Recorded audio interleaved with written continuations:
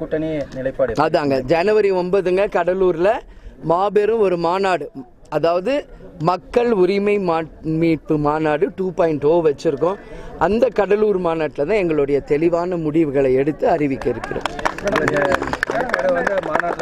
ஆமாங்க, அது வரைக்கும் எங்க கட்சி வளர்ச்சி, நாங்கள் இப்போ 234 தொகுதிக்கும் போகணும்.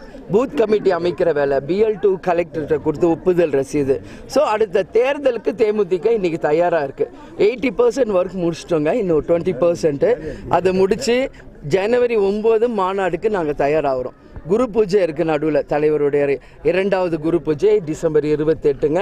ஸோ இதுக்கெல்லாம் எங்களை ஆயத்தப்படுத்தி மாநாடு முடித்து அதுக்கப்புறம் ஒரு தெளிவான முடிவு எடுத்து அறிவிப்போம். இல்லை, SIRன்றதுங்க வாக்கு திருட்டுங்கிறாங்க.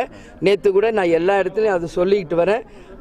வடநாட்டினவரை இங்கே வாங்க, வேலை பாருங்கள், வாழ்வாதாரத்தை உறுதிப்படுத்திக்கங்க, சம்பளம் வாங்குங்க. ஆனால் ஓட்டுரிமை என்பது அவங்க பிறந்த மாநிலத்தில் தான் இருக்கணுமே ஒழிய, இன்னைக்கு தமிழ்நாட்டில் உங்களுக்கு ஓட்டுரிமை என்பது தவறான ஒரு முன்னுதாரணம் ஆயிரும். இங்கே இருக்கிறவங்க ஓட்டு எல்லாம் எடுத்து அவங்களுக்கு கொடுக்கறது எந்த வகையில் நியாயம் இல்லை. அதற்கு தேமுதிக என்னைக்கும் துணை நிற்காதுங்க. நிச்சயம் அந்த மாதிரி தப்பு நடக்காதுன்னு நம்புகிறோம். மீறி நடந்தால் நிச்சயம் மக்கள் புரட்சி வெடிக்கும். நீலகிரியில தேமுதிக வலுவான கூட்டணி அமைஞ்சா நீலகிரியில தேமுதிக சார், எங்களை பொறுத்த வரைக்கும் 234 தொகுதியிலும் தேமுதிக வலுவா தான் இருக்குங்க. அதனால இன்னைக்கு இங்க அங்கன்னு நாங்க சொல்ல முடியாது.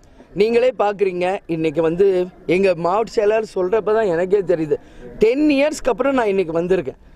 யூஸ்வலாக எந்த ஃபங்க்ஷன் எது இருந்தாலும் விஜய் பிரபாகர் வருவார்.